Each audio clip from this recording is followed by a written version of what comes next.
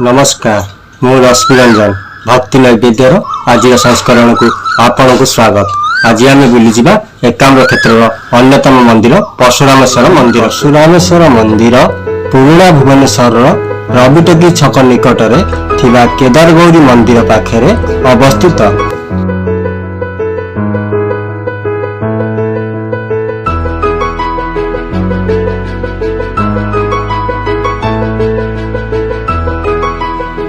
परशुरामेश्वर एकाम्र क्षेत्र भुवनेश्वर प्राचीनतम अक्षेत मंदिर मानक मध्यरे अन्यतम।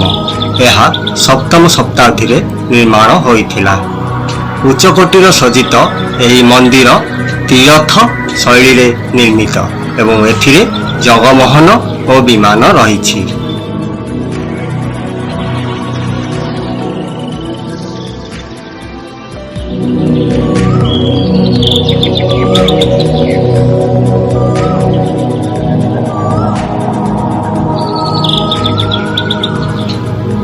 परशुरामेश्वर मौलिक भाव परशंकर बोली ख्यात, जहाँकि जड़े लंकुलिश शिक्षक नाम नामित।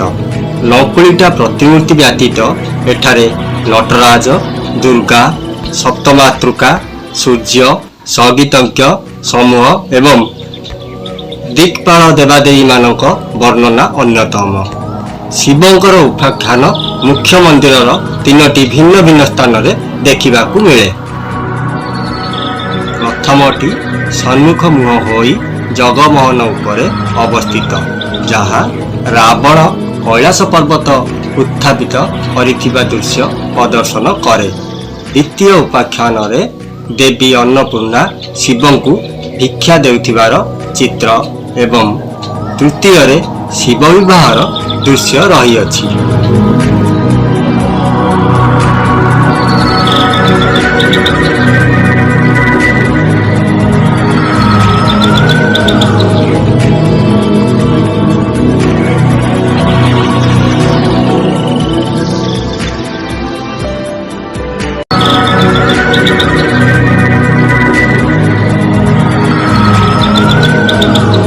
परशुरामेश्वर मंदिर निखुण उत्कलीय कारुकार्य भरा प्राचीन हिंदू मंदिर। उत्कलीय कलाकार मानक द्वारा निर्मित निखुण कारुकार्य जीवंत और मनोरम। प्राकृतिक सौंदर्य भरा ए मंदिर अत्यंत आकर्षणीय।